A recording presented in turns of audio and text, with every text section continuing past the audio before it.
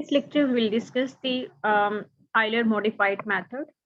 Let's suppose we have given a differential equation dy over dx equal to f of xy और इसके correspondingly एक initial condition भी define है y of x naught equal to y naught और हमें इस differential equation का solution calculate करना है y of x by using Euler modified method. Let's suppose we have a curve of a function become y equal to f of x or x naught correspondingly this point is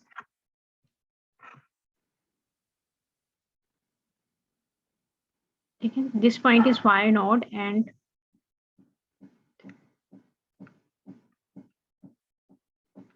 ठीक है हमें x1 के correspondingly y1 की value अगर calculate करनी है तो हम एक टेंजेंट लाइन यहाँ पे ड्रॉ करेंगे जैसे पहले की थी ठीक है अब इसके कोरस्पॉन्डिंगली हम equation of the tangent calculate कर सकते हैं जैसे हमने आयलर्स मेथड में भी equation of the tangent at this point calculate की थी which is y minus Y naught m is equal to f of x naught y naught तो हमने स्लोप की जगह ये वैल्यू पुट कर दी और x माइनस x नॉट ठीक है अब हमने x1 के कोरस्पॉन्डिंगली फंक्शनल वैल्यू कैलकुलेट करनी है लेकिन अब हम इसे थोड़ा मॉडिफाई करें तो उसके लिए हम क्या करेंगे कि x नॉट और x1 के बिटवीन एक और पॉइंट कंसिडर कर लेंगे which point is x naught plus h/2 क्योंकि जितना ये स्टेप साइज हम रिड्यूस करते जाएंगे उसके कोरस्पॉन्डिंगली अगर हम वर्किंग करेंगे तो रिजल्ट्स इंप्रूव हो जाएंगे तो हमने x नॉट से x1 पे मूव करने के बजाय हमने एक और पॉइंट कंसिडर कर लिया x नॉट प्लस h/2 और इसके कोरस्पॉन्डिंग जो फंक्शनल पॉइंट होगा जो इसके functional point this point is y1 asterisk ठीक है और इस पॉइंट को हम लिख सकते हैं x naught plus h/2 comma y1 asterisk ठीक है अब क्योंकि ये पॉइंट भी इसी स्लोप से पास कर रहे हैं तो हम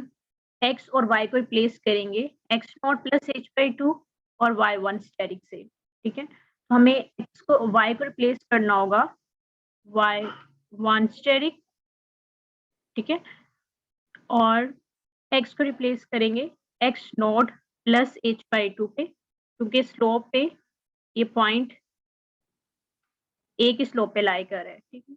तो हमने इसमें चेंज कर दिया x naught y not x को मैं रिप्लेस कर दिया x नॉट प्लस h/2 इस पॉइंट तो x naught plus h/2 minus x naught as it is ये x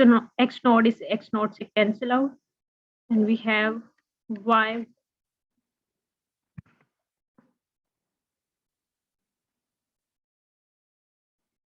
we have a point y1 steric is equal to इसको हम यहाँ पे शिफ्ट कर देंगे y naught plus x naught से कैंसिल आउट तो h/2 f of x naught y not ठीक है हमें फाइंड करना है x1 के कोरस्पॉन्डिंगली y1 सो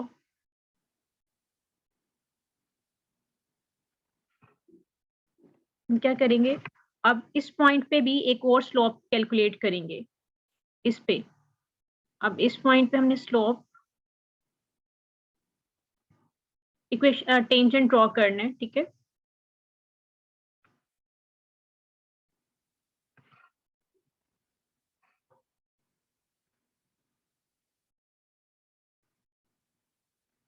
और y1 की वैल्यू अगर हमें कैलकुलेट करनी है this will be equal to this point ठीक है सो दिस इज y1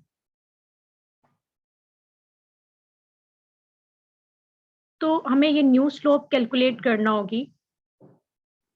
इसको अगर हम पी एम से डिनोट कर लें तो हमें पी एम की स्लोप कैलकुलेट करनी होगी। ठीक है, सो द स्लोप ऑफ, जैसे यहाँ पे पहले हमने स्लोप कैलकुलेट की थी, उसके बाद इक्वेशन ऑफ द टेंजेंट को यूज करते हुए हमने इसको सिंप्लीफाई किया था, तो हम स्लोप कैलकुलेट करेंगे पी एम की, विच इज, अब इस पॉइंट पे स्लोप किसके इक्वल होगी, f of x not plus H by two and y one asterisk. तो f of x not plus H by two y one asterisk इसके equal होगी। जैसे इस पॉइंट पे अगर हमने स्लोप कैलकुलेट की थी which is F of x naught Y naught, इसी तरह यहाँ पे slope F of x not plus H by two और वाई वन के इक्वल होगी।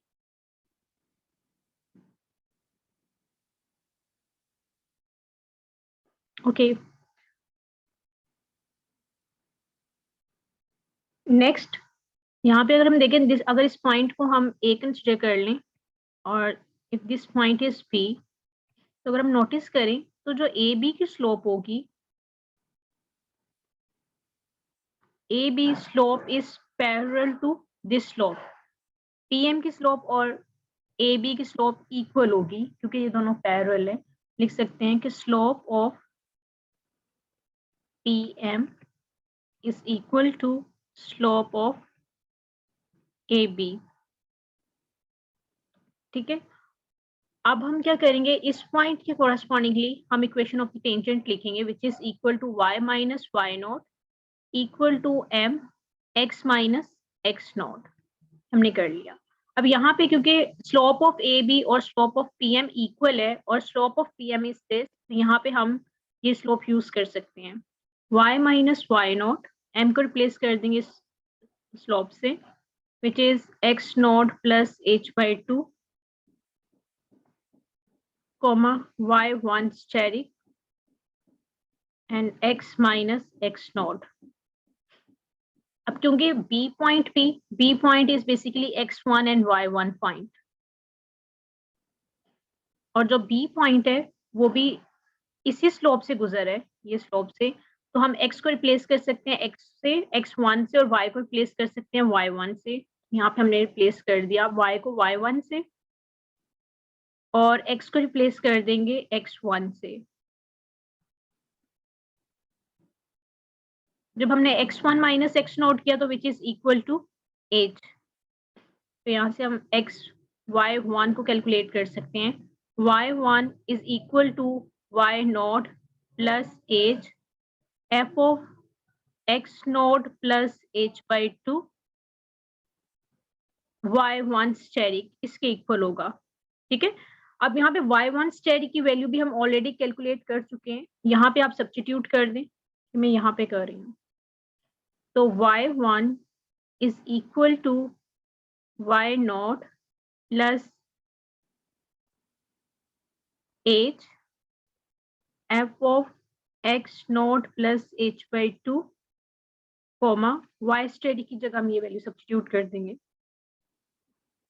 y naught plus h by 2 f of x naught y naught। So this is y1। इसी तरह से हम y2 y3 अप टू सोन yn plus 1 के लिए फॉर्मूला लिख सकते हैं, yn plus is equal to yn plus h f of x n, क्योंकि अगर y1 के लिए जितना भी फॉर्मूला है वो in terms of x note y note हमने लिखना है, और n प्लस 1 के लिए सारा formula in terms of xn और y1 हमने फॉर्मुलेट करना है। सो xn plus h by two yn plus h by two f of xn yn। तो ये फॉर्मूला हमने यूज करना है आयलर मॉडिफाइड के लिए, ये इसका जनरल फॉर्मूला है। ठीक है, जो हम प्रॉब्लम्स में यूज करेंगे। तो बेसिकली इसमें हमने किया क्या कि पहले हमने एक पॉइंट एक्स नोट के कोरस्पॉन्डिंगली जो वाई नोट पॉइंट है उस पर हमने इक्वेशन टेंजेंट ड्रॉ किया और उसके कोरस्पॉन्डिंगली हमने इक्वेशन ऑफ द टेंजेंट लिखी विच इज दिस। अब फिर हमने X naught to X one move करने की बजाय हमने एक मिड पॉइंट कंसिडर कर लिया x note plus H by to, क्योंकि वो पॉइंट भी उसी स्लोप पे लाई कर रहा था, तो हमने एक्स वाई को रिप्लेस कर दिया एक्स नोट और वाई नोट से, सॉरी एक्स 1 की जगह ये चीज है एक्स नोट प्लस h/2 और वाई को रिप्लेस कर दिया y1 स्टेरिक से, यहाँ पे देखें ये रिप्लेस कर दिया, और x को रिप्लेस कर दिया एक्स नोट प्लस h/2 से, क्योंकि ये पॉइंट इसी स्लोप पे लाई कर रहा था, दिस पॉइंट। फिर हमने नेक्स्ट क्या किया, हमें एक इस पॉइंट पे अब नेक्स्ट इस पॉइंट के कोरस्पॉन्डिंगली हमने एक और स्लोप ड्रॉ की which is sorry tangent line draw की विच इज PM, और PM की जो स्लोप होगी वो किसके इक्वल होगी, इस पॉइंट पे slope is equal to f of x naught plus h/2 y1 asterisk. और एक और हमने थोड़ा ऑब्जर्व किया, तो दिस पॉइंट AB के कोरस्पॉन्डिंगली जो स्लोप है और जो PM की स्लोप है वो इक्वल है, क्योंकि वो दोनों पैरेलल हैं। तो इसके कोरस्पॉन्डिंगली, क्योंकि A के correspondingly x naught y not point है, हम इक्वेशन ऑफ द टेंजेंट लिख सकते हैं y minus y naught equal to m x minus x naught. यहाँ पे हमने स्लोप की जगह, क्योंकि PM और AB दोनों की स्लोप इक्वल है, तो हमने इस स्लोप को प्लेस कर दिया स्लोप ऑफ PM से, और क्योंकि x1 पॉइंट भी इसी स्लोप पे लाई कर है, तो इसको हम रिप्लेस कर सकते हैं xy को x1 y1 से हमने रिप्लेस किया, तो वी गेट दिस। ठीक है, इसी को जनरलाइज करके हमने फॉर्मूला सॉल्व कर लिया। Okay, in our next video we will discuss the examples of Eilers modified। हम कुछ क्वेश्चंस को सॉल्व करेंगे।